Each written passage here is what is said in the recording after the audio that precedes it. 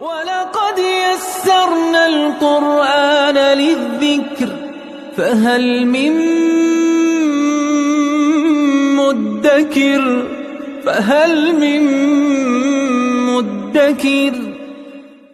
اعوذ باللہ من الشیطان الرجیم بسم اللہ الرحمن الرحیم الحمد للہ رب العالمین وصلی اللہ علی سیدنا و نبینا ابی القاسم المصطفى محمد وعلى آلہ الطیبین الطاہرین المعصومین اما بعد اعوذ باللہ من الشیطان الرجیم واللہ یرید ان یتوب علیکم وَيُرِيدُ الَّذِينَ يَتَّبِعُونَ الشَّهَوَاتِ أَن تَمِيلُوا مَيْلًا عَظِيمًا صدق اللہ العلی العظیم۔ پروردگار عالم نے سورہ نساء کی جن آیات میں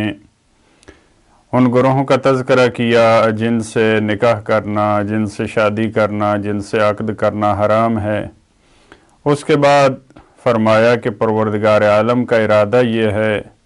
کہ وہ جو گزشتہ امتیں ہیں، جو قومیں ہیں، جو ملتیں ہیں، ان کی سنتیں، ان کے طریقے وہ آپ کے لیے بیان کرے تاکہ تم اس کے ذریعے ہدایت کی راہ پہ آ سکو۔ جو ان کے اچھے کام ہیں ان سے آپ درس لے سکیں، اور جو ان کے برے کام ہیں، ممکن ہے گزشتہ امتوں میں جو ہم نے سلسلہ بیان کیا ہے ان میں سے بعض گروہ ان کے لیے حلال ہوں، گزشتہ ادیان میں، گزشتہ امتوں میں بعض موارد میں ممکن ہے وہ ان گروہوں سے شادی کرتے ہوں جن سے ہم نے منع فرمایا ہے اسلام میں، جیسا کہ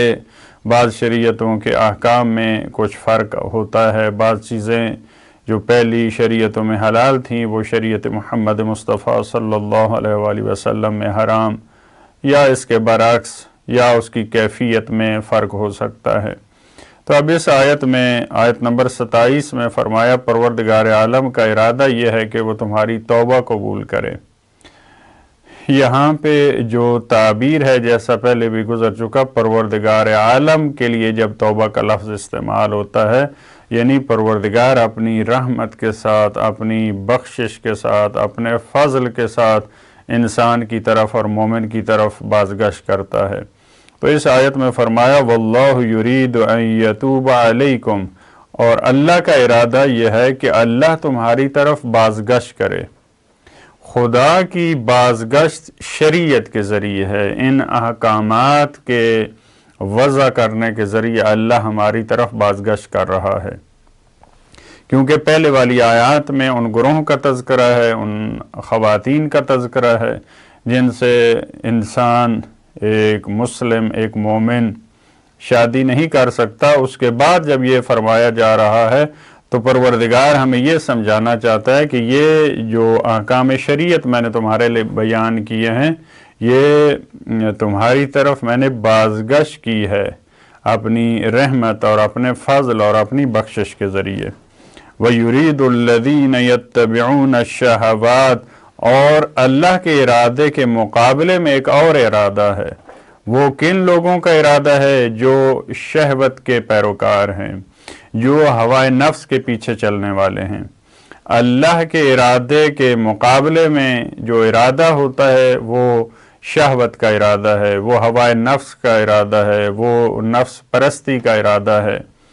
جو اللہ کا ارادہ ہے وہ دینی ارادہ ہے، وہ عقلی ارادہ ہے، وہ فطری ارادہ ہے، لیکن اس کے مقابلے میں وہ افراد موجود ہیں جو شہوات کے پیچھے چلنا چاہتے ہیں۔ وہ شہوات کیا ہے؟ اس مورد میں شہوات یہ ہیں کہ جو گروہ ہم نے بیان کیے ہیں، جن سے ہم نے کہا کہ آپ نے شادی نہیں کرنی، آپ کا عقد ان سے حرام ہے، جو شہوات کے تابع ہوتے ہیں وہ کہتے ہیں کہ ہمیں ان چیزوں کی پرواہ نہیں ہے، ہم محارم سے عقد کرنا چاہتے ہیں۔ ہم وہ گروہ جو قرآن کریم نے جن سے منع کیا ہے، ہم ان حدود کی پاسداری نہیں کرنا چاہتے، ہم ان کے احترام کے قائل نہیں ہیں۔ لہذا وہ افراد جو شہوات کی، جو ہوائے نفس کی پیروی کرتے ہیں، ان کا ارادہ کیا ہے؟ ان تمیلوا میلا عظیما، کہ وہ بہت زیادہ جھکاؤ پیدا کریں ان شہوتوں کی طرف، ان احکام کی مخالفت کی طرف ان کا رجحان ہے۔ ایک رجحان ہوتا ہے انسان کا خدا کی طرف، حق کی طرف رجحان ہوتا ہے، شریعت کی طرف رجحان ہوتا ہے، لیکن ایک رجحان شریعت کی مخالفت میں، لہٰذا ان افراد کے لیے میلن عظیما، کہ یہ بہت بڑا غلط جھکاؤ ہے۔ اس وجہ سے قرآن کریم نے اس کو میلن عظیما کہا ہے، کیونکہ محارم کے ساتھ عقد کرنا، شادی جس کی قرآن کریم نے نفی کی ہے، اگر کوئی انسان اس کی طرف جھکاؤ رکھتا ہے اور اس کا یہ ارادہ ہے کہ میں اپنے جو محارم ہیں، جو جن خواتین سے قرآن نے منع کیا ان سے اگر یہ شادی کرنا چاہتا ہے یہ فرد، تو یہ فرمایا میلن عظیم ہے، اس کا بہت برائی کی طرف اس کا بہت رجحان ہے، یہ اپنے شہوت کی طرف، یہ اپنے ہوائے نفس کی طرف بہت زیادہ رجحان رکھنے والا ہے۔ اس کے بعد والی آیت میں پھر اسی لحن میں یرید اللہ ان یخفف عنکم، اللہ کا ارادہ یہ ہے کہ وہ تمہیں تخفیف دے،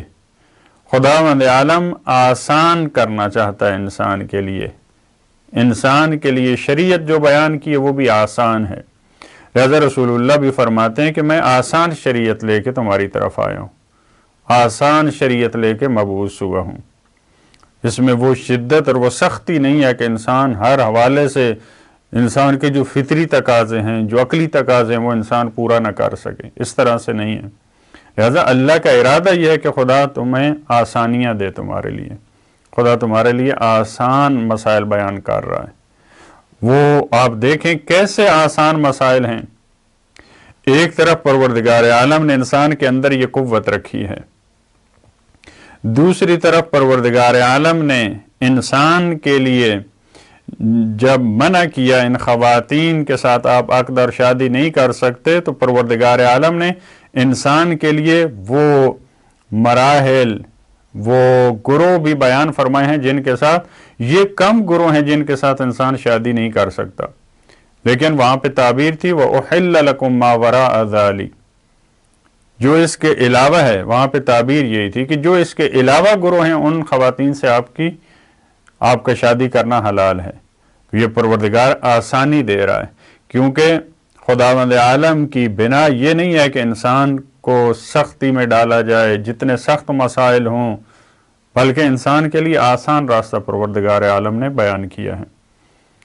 وہ آسان راستہ شادی کی صورت میں، تاکہ انسان اپنی اس قوت کو اور جو شہوت کا غریزہ پروردگار نے انسان کے اندر رکھا اس کو انسان پورا کر سکے۔ پھر اس میں تخفیف کیسے ہے؟ آپ آزاد خواتین سے آپ شادی کریں، پھر خدا نے دیکھا کہ یہ ممکن ہے اس کے لیے مشکل ہو،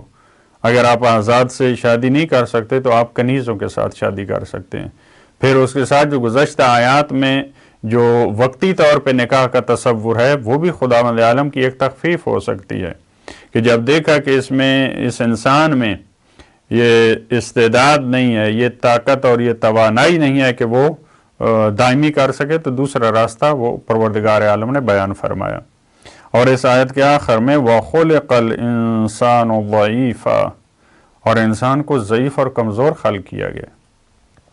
یعنی پروردگار عالم کو یہ علم ہے کہ یہ انسان کمزور ہے، اس انسان میں یہ قوت برداشت نہیں ہے، اس میں یہ تحمل نہیں ہے کہ جو انسان کو ہم نے جس طرح انسان کی خلقت ہے، جو استعداد اور توانائیاں اس کے اندر رکھی ہیں، وہ اس پہ پوری طرح سے کنٹرول کر سکے، لہٰذا ہم نے اس کے لیے مختلف راستے بیان کیے ہیں جو شرعی راستے اور حلال راستے ہیں۔ یہ انسان کی کمزوری کے مد نظر پروردگار عالم نے تخفیف دی ہے انسان کو، کہ انسان کے لیے 3 آپشن قرآن کریم نے ان گزشتہ آیات میں بیان کیے ہیں،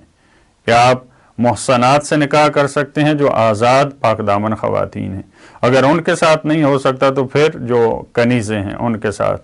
یا تیسری صورت فَمَسْتَمْتَعْتُمْ بِهِ مِنْهُنَّ فَآتُوهُنَّ أُجُورَهُنَّ۔ لہذا پروردگار عالم سے دعا ہے کہ جس طرح خدا نے ہمارے لیے دین میں آسانیاں پیدا کی ہیں، آسان فقہ کو ہمارے لیے خصوصی طور پہ امت مسلمہ کے لیے قرار دیا ہے، خدا ہمیں توفیق دے کہ ان آسان مسائل پہ آسانی سے عمل کر سکیں اور کسی طرح سے بھی ان حدود الہی کو پامال نہ کریں اور کسی طرح سے بھی ان سرخ لکیروں کو ہم عبور نہ کریں۔ اللہم صلی علی محمد و آل محمد۔